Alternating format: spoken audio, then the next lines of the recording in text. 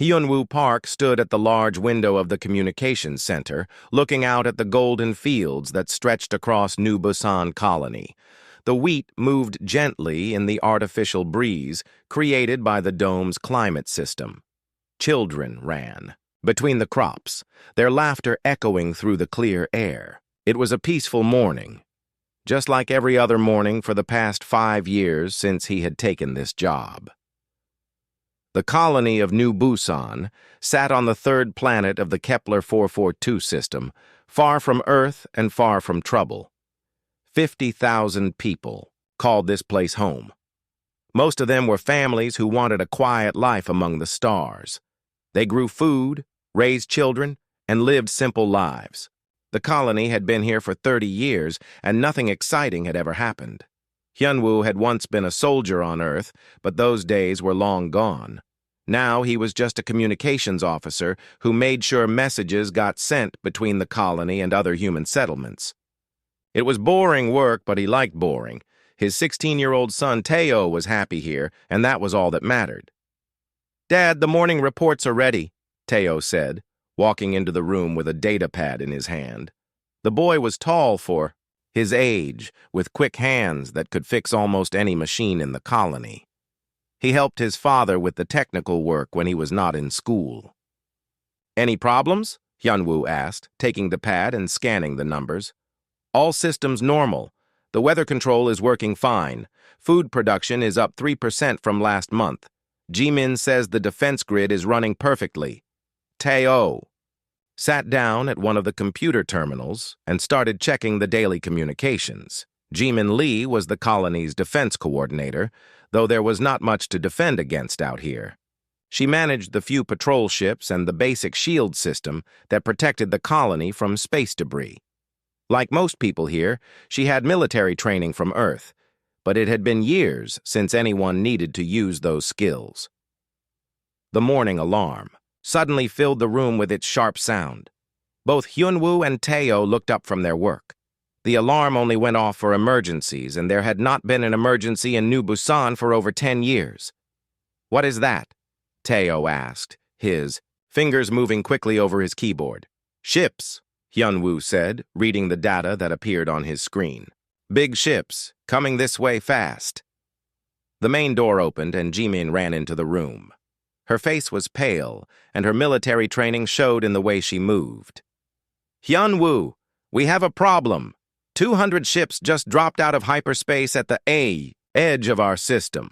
They are not human." Hyunwoo felt his stomach drop. In 30 years, no alien race had ever come to New Busan. Humans had met other species during their expansion into space, but most contact happened at the big trading stations near Earth. Small colonies like New Busan were too far away and too unimportant for aliens to bother with. "What kind of ships?" he asked. "Military, big ones. They are sending a message on all frequencies." The three of them watched as the main screen showed the incoming transmission. The alien that appeared was tall and thin, with gray skin and 4 arms.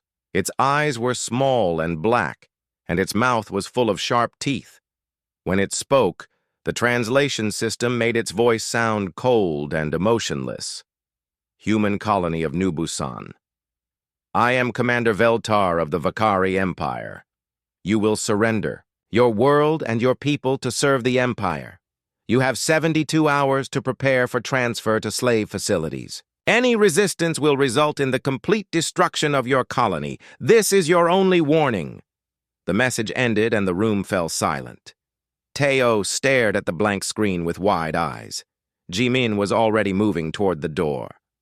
"I need to check our defenses," she said. "Wait," Hyunwoo called. "What defenses?" "We have 3 patrol ships and a shield that can barely stop a meteor." "I know," Jimin said quietly, "but I have to try something." After she left, Hyunwoo sat down heavily in his chair. Teo came over and put his hand on his father's shoulder. "What are we going to do, Dad?"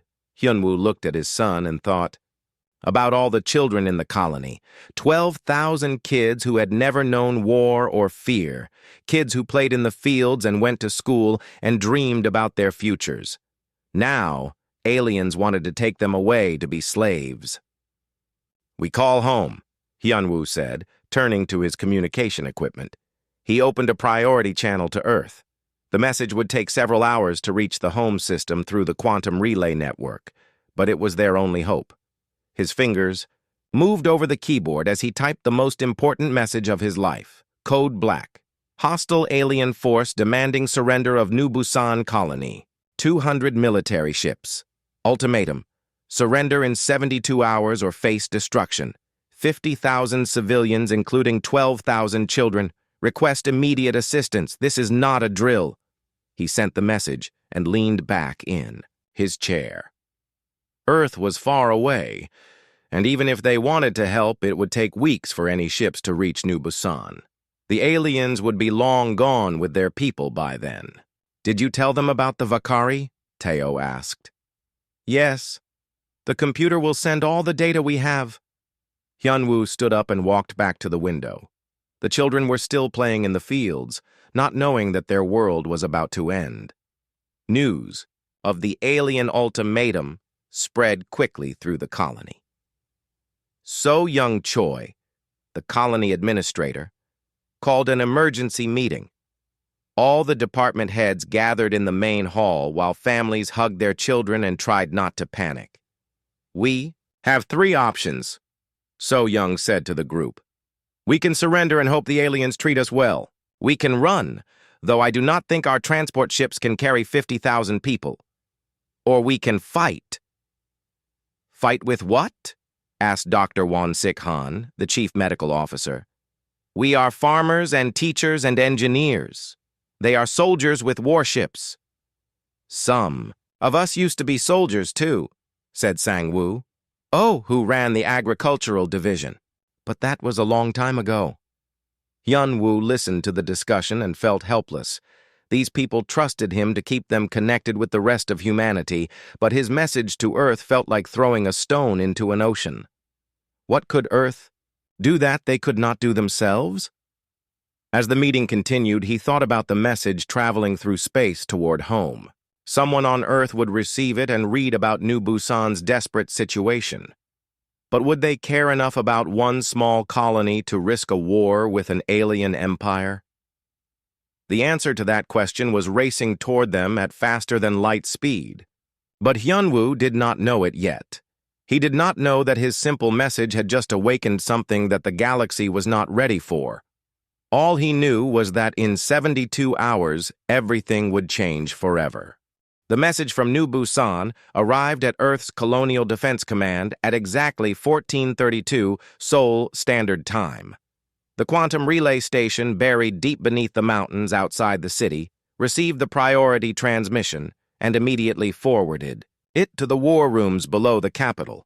Admiral Kyung-ho Yoon was reviewing supply reports when his assistant rushed into his office. The young officer's face was white with shock. "Sir, we have a code black from New Busan colony.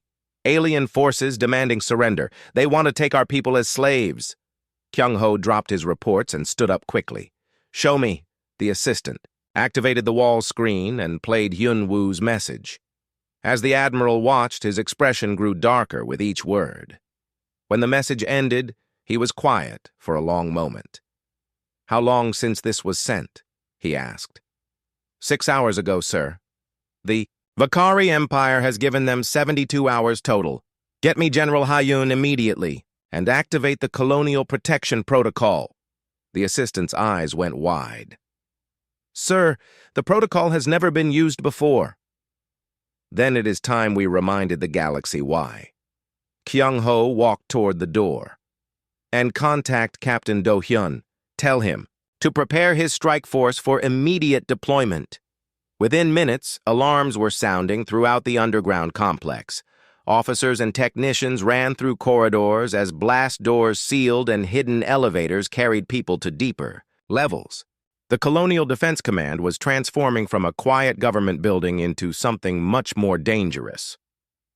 General Ha-un-shin arrived at the main war room just as the great screens were coming online. The woman was short and tough, with gray hair and scars on her hands from old battles. She had been preparing for this day for 30 years. "Report?" she said, as she walked into the room. "Vakari Empire has threatened New Busan," Kyung-ho said. 200 ships. They want our people as slaves." Ha-un nodded slowly. "Then they have made a very big mistake." Around them, the war room filled with people. These were not the politicians and bureaucrats that the public saw. These were soldiers, scientists, and strategists who had been waiting in secret for someone to threaten humanity's children. Dr. Mira Wu, the chief of xenobiology, pulled up data about the Vakari on her screen. "I have been studying them for 15 years, she said. "They have conquered 47 other species. They use fear and overwhelming force. Their tactics work because most species are not prepared for total war." "Most species are not human," Ha-un said grimly. Captain Do-hyun Jang entered the room wearing the black uniform of the Special Strike Forces. He was young, but his eyes were old, and every person in the room knew his reputation. "My teams are ready, General. We can be at New Busan in 18 hours. "Not just your teams, Captain," Kyung-ho said. "Everyone." Do-hyun raised an eyebrow. "Sir?" "The entire fleet. Every ship, every soldier, every weapon we have been building for the last 30 years. It is time the galaxy learned what happens when you threaten Earth's children." The screens around the room lit up with star maps and ship positions. What they showed would have shocked any alien observer. Humanity's peaceful expansion into space had been anything but peaceful. Every farming colony had hidden weapon depots. Every mining station concealed military ships. Every research facility was actually a fortress. "Begin fleet mobilization," Ha-yun ordered. "Priority Alpha protocols. I want every human commander in space to receive the activation codes within the hour." "What about the Galactic Council?" asked Dr. Mira. "They will not be happy if we start a war." The Vakari started this war when they threatened our children, Kyung-ho said. "The council can complain later." Across human space, the activation message began arriving at colonies, stations, and ships. To outside observers, nothing seemed to change. Farmers kept farming, miners kept mining, traders kept trading. But underneath the surface, something ancient and terrible was stirring. On the mining station at Europa, Foreman Junho Kim received the message and walked calmly to his office. He pressed his palm against a hidden scanner, and the wall slid away to reveal an arsenal that could arm 1,000 soldiers. The miners working outside were already moving toward their real jobs. At the agricultural world of New Seoul, Administrator Young-hee Park got the same message. She sent her children to their rooms and then opened the secret panel in her basement. The quantum communicator inside connected her to every human settlement in the sector. "This is New Seoul Command," she said. "Protocol 7 is now active. Prepare for fleet operations." The research station near Proxima Centauri suddenly became very busy. Dr. Chang-Min Lee stopped his experiments and began powering up the massive shipyard hidden inside the asteroid. The research vessels docked there were actually warships, more advanced than anything the galaxy had ever seen. In the outer rim, Merchant Captain Sujin No received the activation code while delivering supplies to an alien trading post. She smiled politely at the alien dock workers and finished her business. Then she returned to her ship and sent a coded message to her crew. Within an hour, the merchant vessel had transformed into a heavy cruiser loaded with weapons that could crack a planet. Back on Earth, the true scope of humanity's preparations became clear. The Admiral and General stood before a massive tactical display showing the positions of human forces throughout the galaxy. What looked like scattered colonies and peaceful traders was actually the largest military force in galactic history. "How? Many ships?" Ha-yun asked. 2,000 and counting," replied the fleet coordinator. "Every sector has been reporting in. The hidden shipyards have been busy." "Crew status?" "Every human adult has basic military training. The colonists know what to do. Even the children have been taught emergency procedures." Kyung-ho nodded with satisfaction. The Vakari expect to face frightened farmers. They have no idea what is coming for them. Sir, called a communications officer. Priority message from New Busan. It's from their defense coordinator. Jimin Lee's face appeared on the screen. She looked tired but determined. Earth Command, this is New Busan Defense. The Vakari have sent landing parties to scout our defenses. They are laughing at us. They think we are helpless. Let them laugh, Ha Yun said. In 60 hours they will understand their mistake. Can you hold until then? We will hold, Jimin said firmly. These are our children. We will not let them be taken. The connection ended and the room fell silent.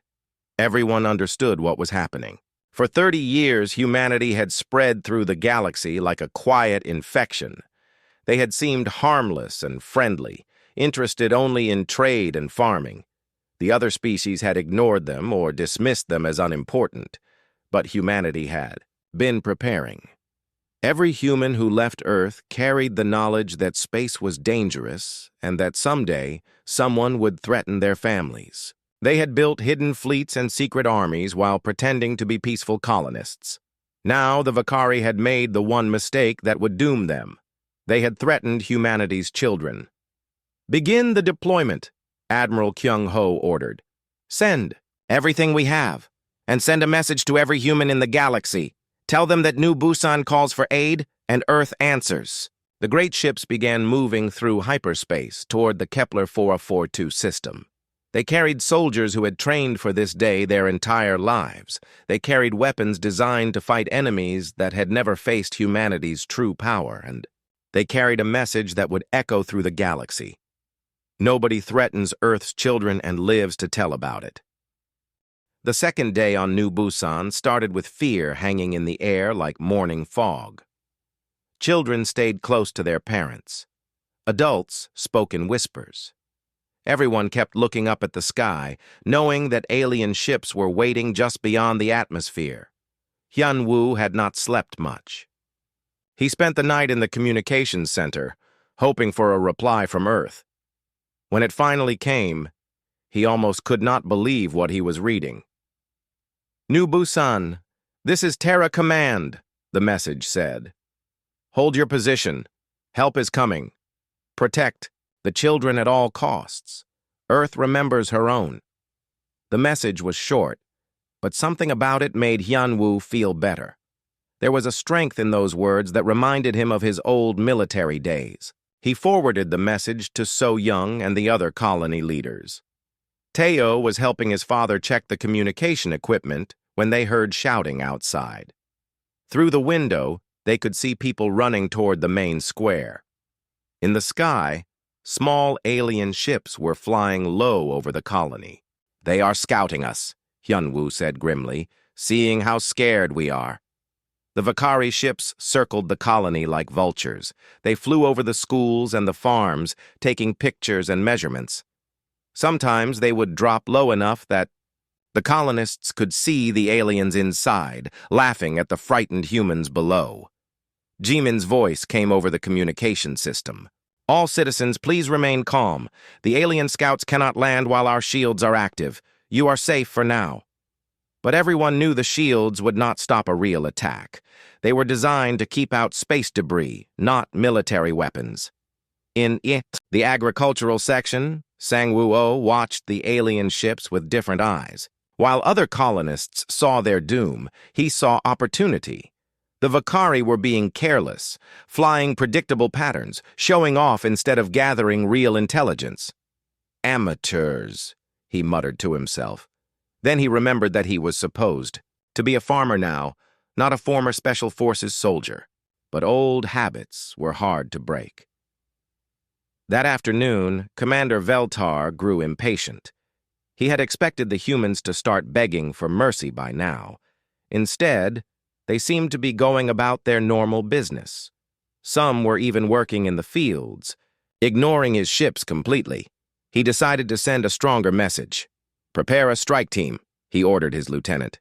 Target the human school complex. We will kill a few dozen of their young ones. That should make them more cooperative. The lieutenant looked uncomfortable. Sir, our orders were to take slaves, Not kill children. Dead children cannot work, but they make excellent examples, Veltar said coldly. The humans need to understand their position. 20 Vakari fighters broke away from the scouting formation and headed toward the school district. Their weapons powered up as they approached the buildings where human children were having their afternoon classes. In the communications center, every alarm started screaming at once. Hyunwoo watched in horror as his screens showed the alien, fighters diving toward the schools. They are targeting the children, he said into his communicator. All units, they are attacking the schools. That single sentence changed everything. Across the colony, humans who had been pretending to be helpless, farmers and teachers suddenly became something else. Youngmi An, who taught mathematics to 12-year-olds, was actually a former naval intelligence officer. When she heard that the schools were under attack, 20 years of peaceful civilian life vanished in an instant. Children. Emergency. Positions, she said calmly to her class. Her students moved quickly to the reinforced shelters they had practiced reaching during safety drills. Young Mai opened a hidden panel in her desk and pulled out weapons that had been waiting there for years. Sang-woo. Oh was no longer pretending to be just a farmer. He spoke into a communicator hidden in his tractor. All teams, weapons free. Protect the children. Around the colony, hidden weapon systems came online. Gun turrets rose from innocent-looking storage buildings. Surface-to-air missiles launched from fake water towers. The farming equipment in the fields turned out to have other purposes. Jae-sung Lim had been fixing a broken harvester when the attack started, but his real job had never been machinery repair. He was a former starfighter pilot, and the harvester was actually a disguised fighter craft. Within 60 seconds, he was airborne and closing on the Vakari attackers. The alien pilots were shocked when human fighters appeared out of nowhere. Their intelligence had said the colony had no military aircraft. Yet here were sleek human ships, with weapons that hurt when they fired. Where did these come from? The Vakari flight leader demanded over his radio. His question was answered by a missile that blew his fighter into pieces. Commander Veltar watched from his flagship as his easy target suddenly became a battle zone. Human weapons were firing from every direction. His fighters were being shot down by an enemy that was supposed to be defenseless. "Report!" he shouted at his communications officer. "We are taking heavy losses, sir. The humans had hidden weapons. Everywhere. Our attack is failing." Veltar could not understand what was happening. His intelligence about human colonies was wrong. These were not helpless farmers. They were soldiers pretending to be farmers. On the ground, Teo helped his father coordinate the colony's defenses. The teenager moved through the communication. Systems like he had been born to do this job. In a way, he had been. Every human child in the colonies learned emergency procedures that were actually basic military training. "Dad, the schools are secure," Teo reported. "All children accounted for. 0 casualties." Hyunwoo felt proud of his son and his people. The Vakari had made a terrible mistake when they targeted the children. Every human in the colony, even the ones who had been civilians for decades, remembered their training when the children were threatened. The alien attack was over in 20 minutes. 15 Vakari fighters had been destroyed. The remaining 5 limped back to their mothership, badly damaged and completely confused. But the real shock was still coming. Long-range sensors picked up new contacts at the edge of the system. At first, the readings did not make sense. There were too many ships. The computer kept increasing the count. 100, 200, 500. Jimin stared at her screens in amazement. "Hyunwoo, you need to see this." In the communications center, Hyunwoo looked at the tactical display and felt his heart skip a beat. The largest fleet he had ever seen was approaching New Busan. Ships of every size and type, from massive dreadnoughts to fast attack craft. "Are they Vakari reinforcements?" Teo asked. Hyunwoo shook his head slowly. "No. Look at the identification codes. The ships were human, every single one of them, and they were coming fast." Commander Veltar received the same sensor readings on his flagship. His intelligence officer was pale with shock. Sir, we count over 2,000 ships. They are all human vessels. Impossible, Veltar said. Humans do not have that kind of fleet. Sir, they are broadcasting a message. The main screen showed a human admiral in a uniform that Veltar had never seen before. The man's eyes were cold and hard, and when he spoke, his voice carried the weight of absolute authority. Vakari Fleet. This is Admiral Kyung-ho Yoon of the Terran Defense Force. You have attacked our children. You have exactly 1 hour to surrender unconditionally, or we will destroy every ship in your fleet. This is your only warning. Veltar stared at the screen in disbelief. Where had this fleet come from? How had the humans hidden so many ships? And what was the Terran Defense Force? Around the galaxy, other species were asking the same questions as human merchant ships suddenly revealed advanced weapons systems, and human research stations launched fighter squadrons. The peaceful farmers and traders that everyone had ignored were transforming into the most powerful military force the galaxy had ever seen. In 30 years of expansion, humanity had been playing a very long game, and now the Vakari were about to learn the rules. Commander Veltar stood on the bridge of his flagship, staring at the massive human fleet that had appeared as if from nowhere. 2,000 ships against his 200. For the first time in his military career, he felt something he had never experienced before. Fear. Open a channel, he ordered his communications officer. I will speak to their admiral. The human admiral appeared on the screen again. His face was calm, but his eyes held a promise of violence that made Veltar's skin crawl. I am Commander. Veltar of the Vakari Empire, he said, trying to sound confident. You cannot threaten the Empire. We have conquered 47 worlds. We have destroyed entire civilizations. You are just farmers and miners. Admiral Kyung-ho Yoon smiled, but there was no warmth in it. You attacked our children, he said simply. Nothing else matters now. One colony is not worth starting a war over, Veltar argued. Withdraw your ships and we can negotiate. The Empire is reasonable. You had your chance to be reasonable, Kyung-ho replied. 59 minutes remain. The transmission ended, leaving Veltar alone with his fear. He turned to his tactical officer. Analysis. Can we fight them?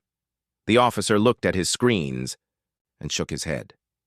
Unknown ship types, unknown weapons, unknown capabilities. Sir, I recommend we withdraw and call for reinforcements. But Veltar's pride would not let him run from farmers and children. Signal the fleet. All ships attack formation. We will show these humans the power of the Empire. On the human flagship, Incheon's Fury, Admiral Kyung-ho watched the Vakari ships move into battle formation. Around him, his bridge crew worked with quiet efficiency. These were people who had trained their entire lives for this moment. Fleet status? He asked his tactical officer. 2,047 ships ready for combat. All weapon systems online. All fighter squadrons prepared for launch. Rules of engagement? No survivors if they resist. If they surrender, we accept, but only if they surrender completely. Kyung-ho nodded. The Vakari had threatened children. There would be no mercy today. Commander Eun-ji-baek sat in the cockpit of her fighter, waiting for the launch order. Around her, 500 other pilots prepared for battle. They were the best humanity had ever produced, trained in secret facilities, for wars that most of the galaxy did not even know were possible. All fighters, this is Control, came the voice over her radio. Remember what we fight for. They threatened our children. Show them what happens when you threaten a human child. Yoon-ji smiled grimly. She had 2 daughters back on Earth. She knew exactly what she was fighting for. The battle began when the Vakari opened fire with their main weapons. Beams of energy lanced out toward the human fleet, the same weapons that had destroyed dozens of alien worlds. The beams struck human shields and simply disappeared. Veltar stared in shock. What kind of shields are those? Unknown technology, sir. Our weapons are having no effect. Impossible. Those weapons can crack a planet. On the human ships, officers watched the alien attack with professional interest, Dr. Mira Wu observing. From the science vessel Soul's Pride, made notes about Vakari weapon capabilities. Primitive energy projection, she commented to her staff. About 50 years behind our current technology. Admiral Kyung-ho had seen enough. All ships, open fire. The human fleet unleashed weapons that the galaxy had never seen before. Kinetic. Rounds accelerated to near-light speed punched through Vakari armor like paper. Energy beams cut alien ships in half. Missile swarms overwhelmed their defenses. The first Vakari ship to die was a heavy cruiser that simply vanished in a ball of fire. Then another. Then 10 more. In the space of 5 minutes, 50 Vakari ships were destroyed or crippled. "Sir, we need to retreat," the tactical officer shouted over the alarms. But Veltar was frozen with disbelief. How had humans developed such weapons? How had they hidden this technology? How had his intelligence been so wrong?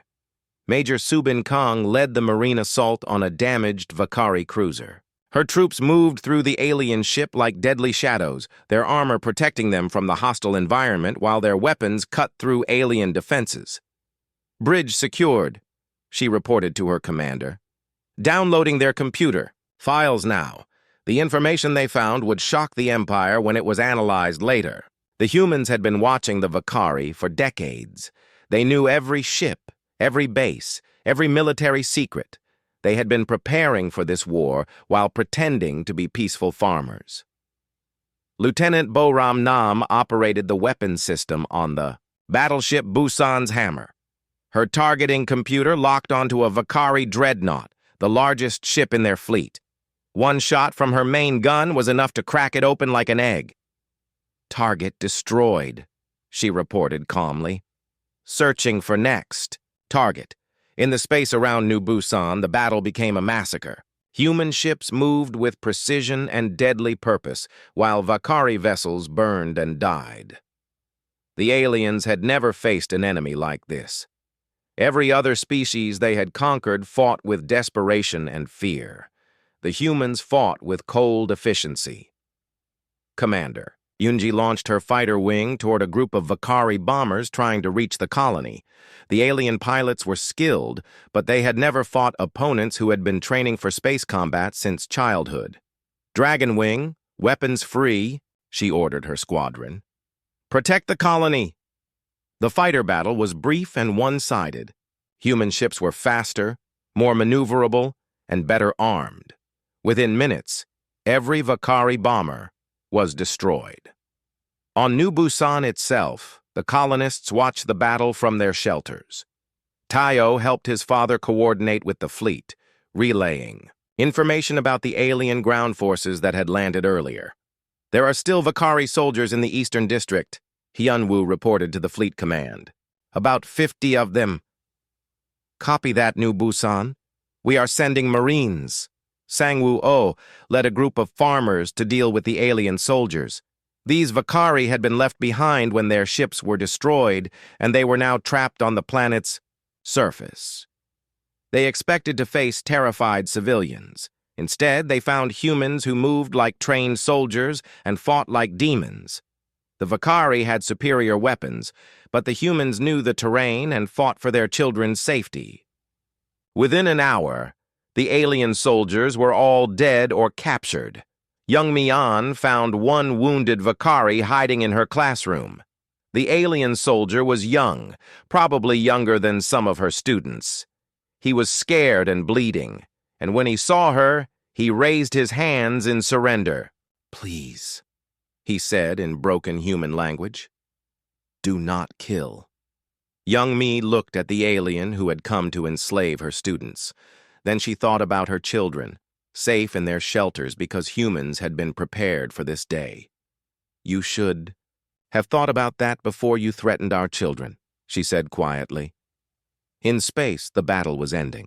Of the 200 Vakari ships that had arrived at New Busan, only 20 were still functional.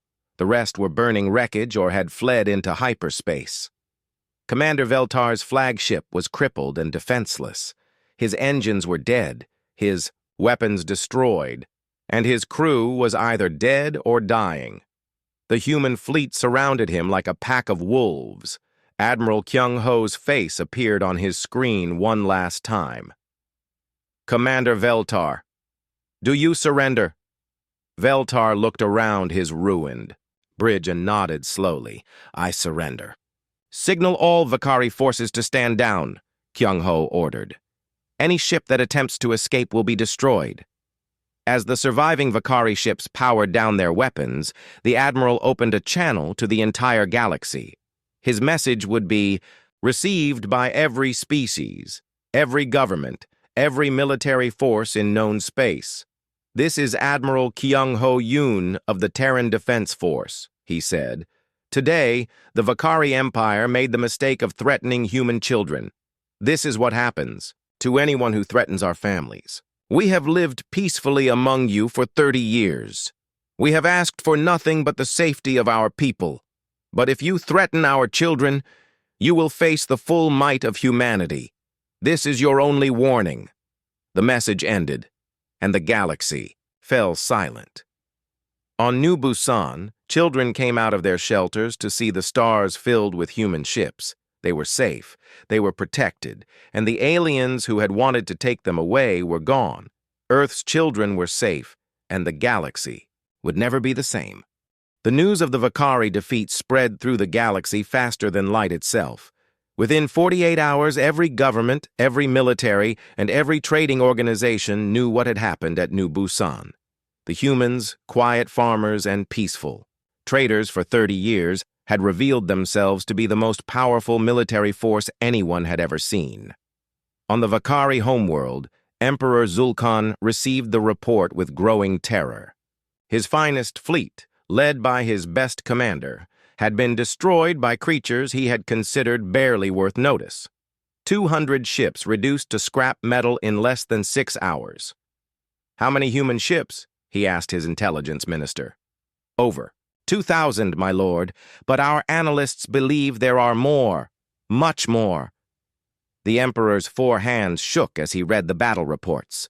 The humans had not just defeated the Vakari fleet, they had completely outclassed it. Every weapon, every defense, every tactic the Empire had developed over centuries of conquest was useless against human technology. "Send word to all our fleets," he ordered.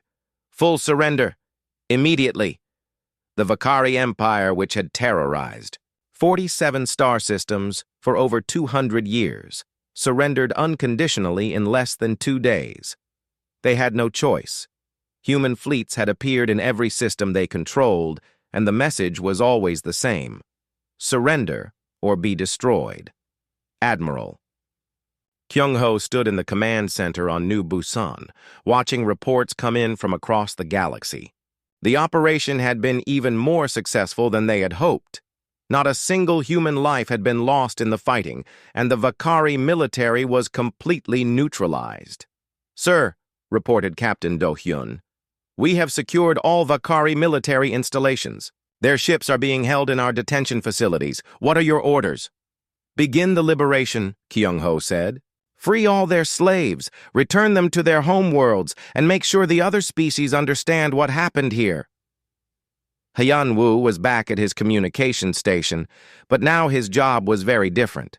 Instead of just relaying messages between colonies, he was coordinating with the most powerful fleet in galactic history. His son Teo worked beside him, no longer pretending to be just a teenager interested in machines. "Dad," Teo said, "the Galactic Council is requesting a meeting. They want to talk." Hyun-woo smiled. The Galactic Council had ignored humanity for 30 years. Now they wanted to talk. "Tell them Ambassador In-ho will meet with them on Earth." Ambassador In-ho Seo had been humanity's quiet representative to the galactic community for 15 years. Most species thought he was a simple diplomat from a minor farming world. They were about to learn how wrong they had been. The Council. Meeting took place on the neutral station at Vega 7. Representatives from dozens of species gathered to discuss what everyone was now calling the human problem. The room was filled with nervous chatter as aliens tried to understand how they had misjudged humanity so completely. Ambassador In-Ho entered the chamber wearing the simple clothes of a farmer. He looked around at the assembled aliens with mild curiosity, as if he had never seen most of them before. In reality, he had detailed intelligence files on every person in the room. "Honored representatives," said Councillor Ethmore of the Vegan Union, "we need to discuss recent events. The human military action against the Vakari has upset the balance of power in our galaxy." In-Ho nodded politely. "The Vakari threatened our children. We protected them. This should not be controversial. But you destroyed their entire fleet," protested Representative Colbin of the Centauri Alliance. 200 ships, thousands of soldiers."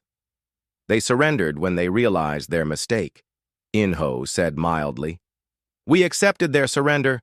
No further harm came to them. The Council..." Chamber erupted in confused voices. These aliens had spent decades dealing with human diplomats who seemed weak and accommodating. Now they were faced with the reality that humanity had been the strongest power in the galaxy all along. "How long have you been hiding this fleet?" demanded Councillor Ethmore. "We have not been hiding anything," In-Ho replied. "We have been living peacefully in our communities, raising our children and working our farms. When someone threatened our families, we defended them. This is what any parent would do." President Na Young Huang of the Reformed Galactic Council spoke up. She was a human, elected just days after the Vakari defeat, when dozens of species demanded new leadership. "Perhaps we should focus on the future instead of the past. Humanity offers protection to all peaceful species. We ask only that you respect our people and our children." The offer was simple, but its implications were staggering. Humanity was essentially offering to become the galaxy's protector, using their hidden military might to maintain peace. Species that accepted would be safe from conquest and slavery. Species that refused would be on their own. One by one, the representatives accepted. They had seen what happened to the Vakari Empire. Nobody wanted to face the human fleet. Back on New Busan, life was slowly returning to normal. The alien threat was gone, and the children were playing in the fields again. But everyone knew that things were different now. The secret was out. Humanity was no longer hiding its true nature. Jimin Lee walked through the colony with Captain Min-Ho Park, Admiral Kyung-Ho's younger brother, who had been assigned as the new security chief. The colony looked the same as always, but now everyone could see the hidden defenses that had protected them. "Will we keep pretending to be farmers?" Jimin asked. Min-Ho shrugged. "We are farmers. We just happen to be very well-armed farmers." In the school district, young Mi-On was teaching her mathematics class again. Her students seemed different now, more serious. They had learned that the galaxy could be dangerous, but they had also learned that their parents and teachers would always protect them. "Miss Young Mi," asked one of her students, "are you really a spy?" Young Mi smiled. "I am a teacher. I just used to be other things too." The children nodded as if this made perfect sense. Human children learned early that adults often had more than one job, and that sometimes those jobs involved protecting the people they loved. Sang-Woo returned to his farming, but now he did not have to hide his other skills. The colonists knew that their agricultural supervisor was also a former Special Forces soldier, and they felt safer knowing he was watching over them. "Uncle Sang-Woo," asked his neighbor's daughter, "will the bad aliens come back?" "No, little one," he said, kneeling down to her level. "The bad aliens have learned not to bother human children, and if any new bad aliens show up, we will be ready for them, too." On Earth, the transformation was more dramatic. The planet that had seemed like a quiet backwater was revealed to be the center of a vast military network. Government buildings that had looked ordinary were actually command centers. Research facilities were weapons laboratories. Civilian shipyards were military production centers. But the most important change was in how the galaxy saw humanity. For 30 years, humans had been dismissed as unimportant newcomers. Now, every species understood that humanity had been quietly building the most advanced civilization in galactic history. Admiral Kyung-ho stood in his office, looking out at the Seoul skyline. The city looked the same as always, but everyone knew it was the capital of the galaxy's most powerful military force. "Any regrets?" asked General Ha-un, joining him at the window. "About defending our children?" "Never." Kyung-ho turned to look at his old friend. "We did what we had to do. The galaxy will never trust us again." Good. Fear keeps children safer than trust. Dr. Mi-Ra was already working on the next phase of humanity's galactic presence. With their secret revealed, humans could be more open about their technology and their capabilities.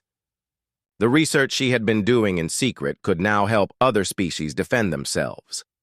"We will share our medical technology," she told her staff, "and our agricultural methods.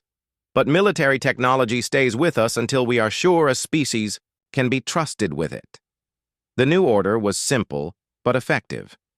Humanity would protect the galaxy from threats like the Vakari Empire. In return, other species would respect human colonies, and especially human children. Any species that broke this agreement would face the same fate as the Vakari. Months later, Hyunwoo received a message that made him smile. It was from a human colony in the Tau Ceti system, reporting that alien pirates had been harassing their shipping lanes. The message ended with a simple request. "Please advise." Hyunwoo sent back an equally simple reply. "Earth remembers her children. Help is on the way." Within hours, a human patrol fleet arrived at Tau Ceti and cleared out the pirates. The alien criminals were given the same choice as everyone else: respect human space or face the consequences. On New Busan, Tai-O was helping his father with the daily communications when a group of alien traders arrived at the colony. They were from the Rigel Confederation, a peaceful species that had quickly accepted humanity's protection. The aliens were nervous at first, unsure how to interact with humans now that they knew the truth. But the colonists treated them the same, as always, with courtesy and friendliness. The aliens relaxed and began to understand that humans were still the same people they had always been. They were just much more dangerous than anyone had realized.